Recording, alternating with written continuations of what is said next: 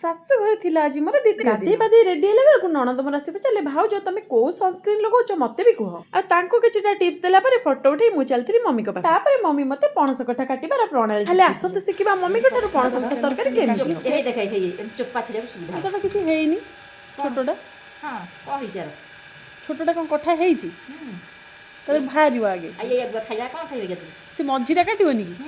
ହେଇ କାଟିବ ହେଇ ଦେଖ କେତେ କାଟି ଦେଇଥିଲା କିଛି ନାଗିବନି ହାତରେ କଥା ଆଉ କେତିକି ବାହାରିଲା ପତଳା ପୁରା ଏତିକି ବା ହଁ ମୁଁ ସେ ତାପର ଗୋଟେ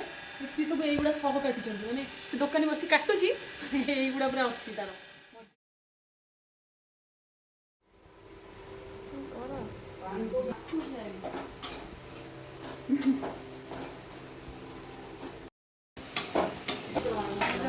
ମଟନ କଷା ଭଳିଆ ଦେଖାଯାଉନି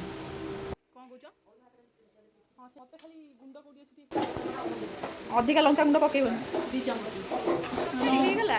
ଚାଲିଛି ଅନ୍ ଦ ପ୍ରୋସେସ୍ ଆରେ ବା ଭଲ ଏଇଟା ତରକାରୀ ହବ ଆଉ ଇଏ କ'ଣ ହେଇଛି ଆଚ୍ଛା ଡାଲିଟା ଭଲ ଦେଖାଯାଉଛି ନା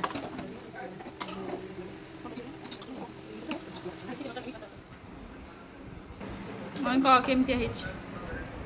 କେମିତିଆ ହେଇଛି କହ ଭଲ ହେଇଛି କେମିତିଆ ହେଇଛି ନାଇଁ କଠାଟା ସେମିତି